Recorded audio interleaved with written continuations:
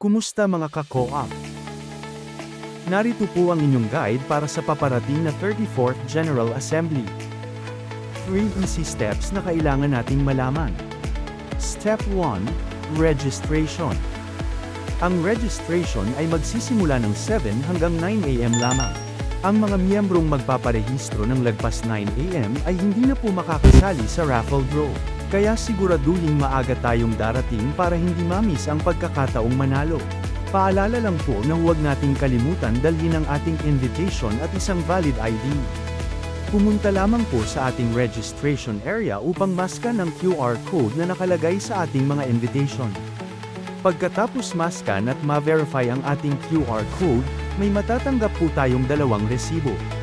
Ang unang resibo ay gagamitin natin upang ma-claim ang ating snacks. Ang pangalawang resibo naman ay ihuhulog natin sa tambyolo para sa raffle draw. Step 2. Voting of Election Candidates. Pumunta lamang po sa ating voting area upang makaboto ng mga kandidato na tatakbo bilang officers ng ating kooperatiba.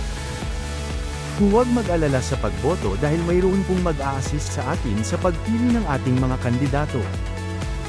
Para mas mabilis at maginhawa, mayroon din po tayong option na bumoto kahit hindi na pumila sa voting area.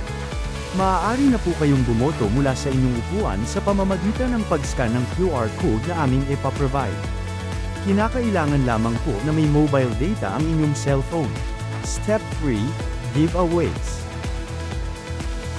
Pagkatapos po nating bumoto ng napiling kandidato, maaari na po tayong dumiretso sa giveaways area upang ma-claim ang ating lunch at giveaways. Kinakailangan lamang pong maskan ng nakatalagang personnel ang inyong QR code sa invitation upang ma-verify kung kayo ay nakaboto na, bago ma-claim ang inyong lunch at giveaways. Matapos natin makumpleto ang 3 easy steps, maaari na po tayong maupo at mag-enjoy sa ating 34th General Assembly activities. Maraming salamat po.